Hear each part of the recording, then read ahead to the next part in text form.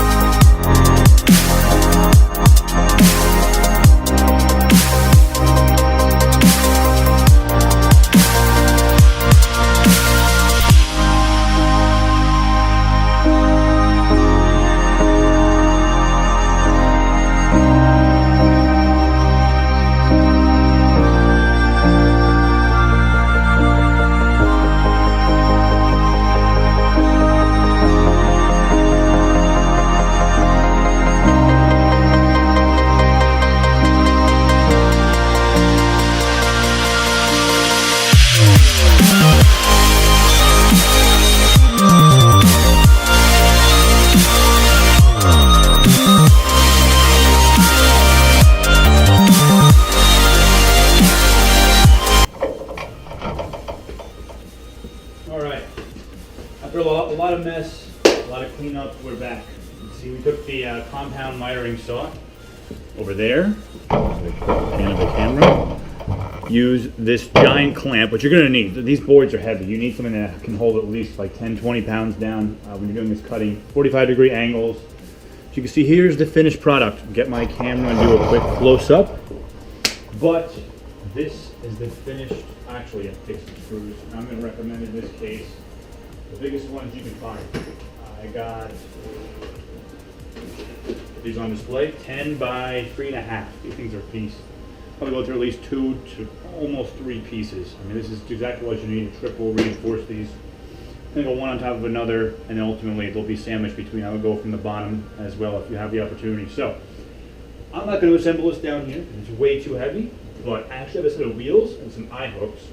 I'm going to cut a 2x4 and stick the 2x4 with some bolts through the eye hook, so I know exactly how far apart they have to go, and plus it can't pull apart in case I'm, on the inside, start to push that away. It'll really hook everything and keep them in. So I'm going to transfer this upstairs to the garage, and the next segment of the video will be screwing these in.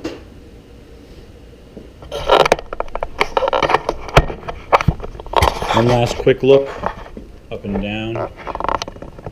Nice even cuts with the stopper at the end, so you don't drive past it and drive right off the end, which would screw up your undercarriage. All right, thanks for watching. We'll be back. All right, after the video is back for the next segment of the video. We're actually going to start screwing in these boards. We're going to use 2.5-inch screws. And over here to start, given these won't penetrate all the boards, this will probably go through about 3/4 of the bottom one here. Just get this started.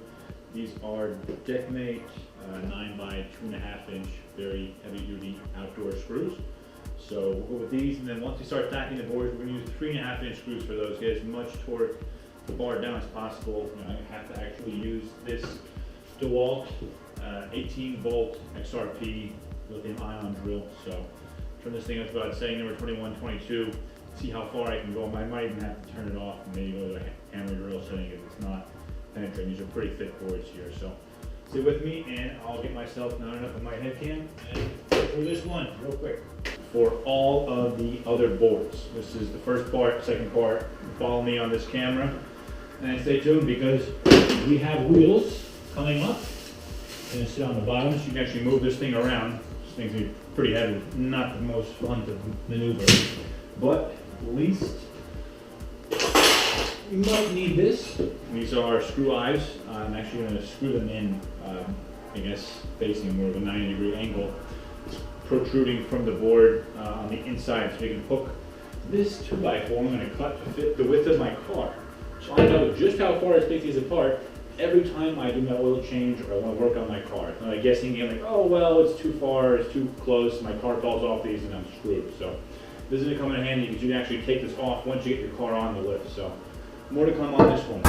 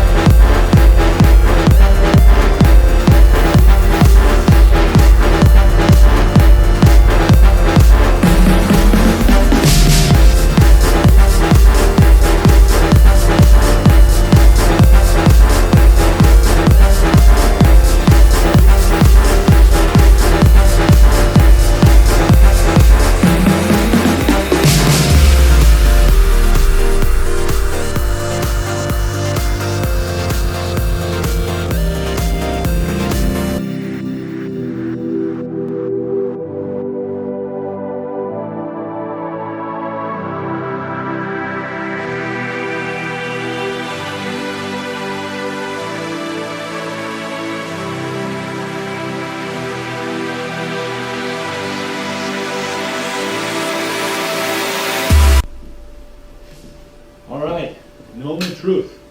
Does this ramp work? I'm going to put it to the test right now. Got the middle bar secured in place. Actually took a pair of vice grips, just clamped it together, which will be a good temporary hold until I can get the car up the ramp, and I'll take the support beam out. So I'm going to go ahead and mount the camera close to the ground, and we'll see what kind of results we've got here.